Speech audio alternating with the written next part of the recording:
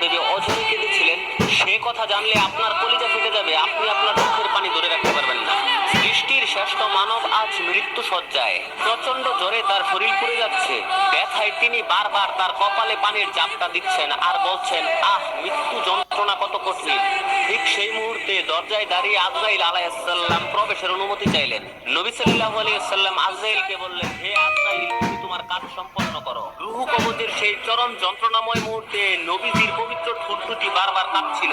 আয়েশা রাদিয়াল্লাহু তাআলা আনহু কানে কান পেতে শুনলেন, নিজের জীবনের শেষ রক্তবিন্দু দিয়ে নবী সাল্লাল্লাহু আলাইহি সাল্লাম আর্তনাদ করে বলছেন, উম্মতি উম্মতি, অর্থাৎ শেষ নিঃশ্বাসের সময় পর্যন্ত তিনি নিজের কথা ভাবেননি, ভেবেছেন শুধু আপনার আর আমার মতো গুনাহগার উম্মতের কথা। যে নবীর মৃত্যুর যন্ত্রণার মাঝে আমাদের জন্য অঝরে কেঁদেছেন, সেই দয়ালু নবীর জন্য আমরা কি আমাদের জীবন দিতে পারবো? যদি আপনি জীবন দিতে প্রস্তুত থাকেন তবে কমেন্টে গর্বের সাথে লিখুন, আই লাভ মুহাম্মদ, এবং চ্যানেলটি সাবস্ক্রাইব করে দেখিয়ে